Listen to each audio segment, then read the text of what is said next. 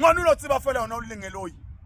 ngwana unotsiba uri monna ke le demon monna ke ntša ha se banna ka fela dintša hle bana baka e re ke le boleleng bomme ba patile nnete ba dutse modima yona ngwana wa mbona uri o thomile o tsamaya yona metsamo ya hao o futsitse ngwana o kufuzile umntanakho so uqalile naye uyafeba njengawe njengoba wawenza uhlulwa yini ukuthi mawubona ukuthi umntwana so uqalile unyathela inyathelo zakho mama ezobufebe uhlulwa yini ukumbiza uthi mntanami le ndlela soyiqalile manje iyona eyangihlukanisa nobaba wakho lalela ngeke uzusurvive uzophelela phansi kwabafana mntanami yekela lento yenzayo ngoba iyona egcina isihluphekisa tshela umntana wakhe iqiniso mama ingane zenu niyazitshela inamaqiniso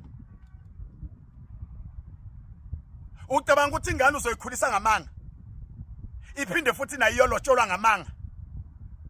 ngeke mama tshelana abantwana bena amaqiniso batsheleni nibakhombisene amaphutheni wenzile anenze naze nahluleka ukuqhubeka emshadweni batsheleni abantwana benu ukuthi